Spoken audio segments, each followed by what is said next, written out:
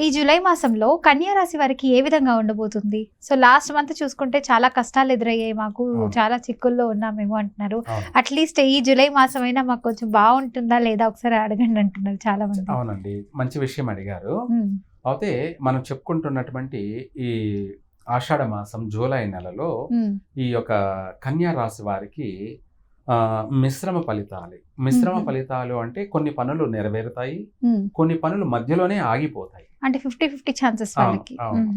అంటే కొన్ని పనులు అంటే వాళ్ళ పర్సనల్ వ్యక్తిగత జాతక ప్రకారంగా చూసుకుంటే ఎక్కువ శాతంగా అనుకున్న పనులు జరిగే అవకాశం ఉంది. ఓవరాల్ గా రాశి ప్రకారంగా చూసుకుంటేనేమో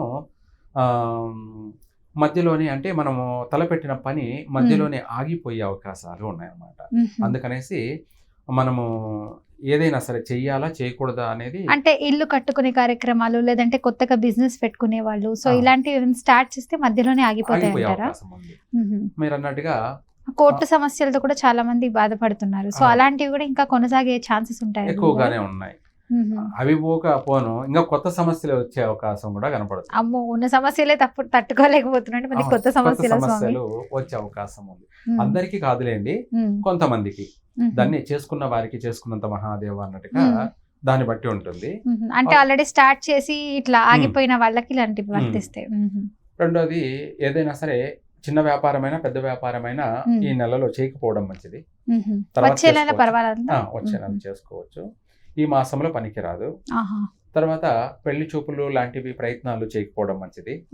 ఒకవేళ చేసి ఉన్నా లేదా మధ్యలో అవి కూడా ఆగిపోయే అవకాశం ఉంది. అంటే ఎంగేజ్మెంట్ జరిగినా కూడా మధ్యలోనే పెళ్లి కాకుండానే ఆగిపోయే అవకాశాలు కనపడుతున్నాయి.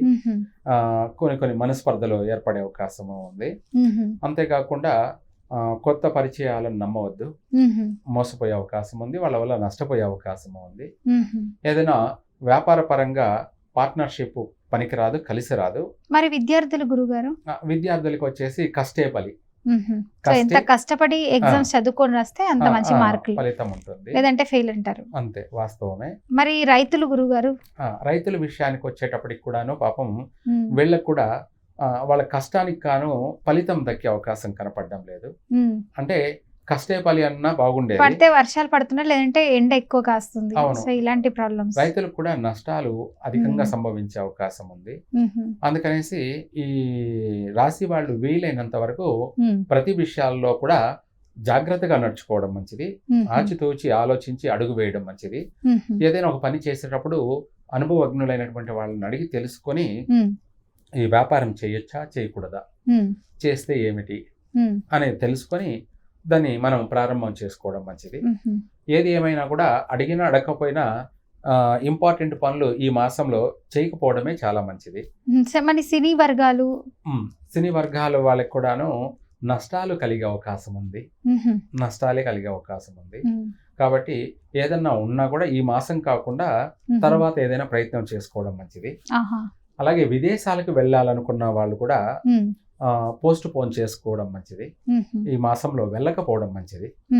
ప్రయత్నాలు చేసినా కూడా మళ్ళీ అది రిజెక్ట్ అయిపోయే అవకాశాలే ఉన్నాయి. అంటే ఈ నెలలో ప్రయత్నం చేసినా కూడా అవి రిజెక్టెడ్ అయిపోయే అవకాశం అధికంగా కనబడుతుంది.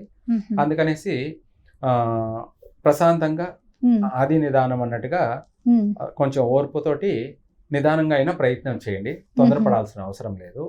ఏదైనా సరే మనం చేసిన పని మనకు కలిసి రావాలి అంటే మనము బాగున్న రోజుల్లోనే మనం ప్రయత్నం చేసుకుంటే అది సక్సెస్ అవుతాం. ఎందుకంటే ఇది జీవితానికి సంబంధించిన విషయాలు కాదు. నష్టపోకూడదు, లాభపడకపోయినా పర్వాలేదు కానీ నష్టపోకూడదు ప్రతి విషయాల్లో కూడా. ఇప్పుడు పైలట్స్ ఉన్నారు స్వామి, సో వాళ్ళ పరిస్థితి ఎలా ఉంది? విద్యుత్ కి సంబంధించి కూడా కొంతమంది ఉంటారు, ఎలక్ట్రీషియన్స్ రంగాన్ని వాళ్ళు ఉంటారు. సో అలాంటి వాళ్ళకి ఎలా ఉంటుంది స్వామి? వీళ్ళందరికీ కూడా అధికంగా నష్టం కలిగే అవకాశం ఉంది. అధికమైన నష్టాలు, ప్రమాదాలు, ప్రాణ నష్టాలు కూడా కలిగే అవకాశం. పోయిన మాసంలో చూసుకుంటే స్వామి 250 మంది చనిపోయారు ఏరోప్లేన్ లో జరిగింది. అవును, ఇదే కాకుండా మనకు మన చైనాలో కూడా చాలా మంది ప్రాణ నష్టం జరిగింది కదా, అధిక వర్షపాతం వల్ల. అవును స్వామి, సునామీ రాలేదనుకుంటాను, కాకపోతే అధిక వర్షపాతం వల్ల దాదాపు వందల సంఖ్యలో వేల సంఖ్యలో చెప్తున్నారు. అవును స్వామి. ఇటువంటి నష్టాలు అనేది అధికంగా మ్మ్. ఉన్నాయి కాబట్టి మ్మ్. ప్రతి విషయాల్లో కూడా జాగ్రత్తగా నడుచుకోవడం మంచిది. మ్మ్. ఇదే కాకుండా ఈ రాశి వాళ్ళు, కన్యా రాశి వాళ్ళు మ్మ్. వృశ్చిక రాశి వాళ్ళతోటి ఎటువంటి పార్ట్నర్షిప్ పనికిరాదు, మ్మ్. దూరంగా ఉండాలి అలాంటి ఉండడం వాళ్ళకి. మంచిది. హాయ్ బాయ్ అంటే సరిపోద్ది అంటారా? అంతే. మ్మ్. తర్వాత వచ్చేసి ఈ భాద్రపద మాసంలో ముఖ్యమైన పనులు చేయకూడదు. మ్మ్. భాద్రపద మాసము అంటే సెప్టెంబర్ నెల. సెప్టెంబర్. మ్మ్. ఆ నెలలో ఇంపార్టెంట్ పనులు చేయకూడదు. మ్మ్. ఇంపార్టెంట్ పనులు అంటే ఇల్లు కొనడాలు కానీ, మ్మ్. లేదంటే ఆపరేషన్స్ చేయించుకోవడాలు, ఆపరేషన్ చేయించుకోవడాలు కానీ, పెట్టుబడులు తీసుకుంటూ ఉంటారు ఆ, చాలా మంది పెడుతూ. కొత్తగా వ్యాపారాలు ప్రారంభం చేయడం కానీ, మ్మ్. కాంట్రాక్ట్ తీసుకోవడం కానీ, మ్మ్. ఇటువంటివన్నీ కూడా పనికిరావు. ఆహా. అలాగే అదే కాకుండా అంటే ఈ ఒక్క సంవత్సరమే అని కాదు, ప్రతి మ్మ్. సంవత్సరం కూడా కన్యా రాశి వారికి భాద్రపద మాసం అనేది మ్మ్. ఘాతు మాసం కాబట్టి మ్మ్. ఇప్పుడే కాదు భవిష్యత్తులో కూడా ఎప్పుడైనా సరే ఇంపార్టెంట్ పనులు చేయకూడదు. మ్మ్.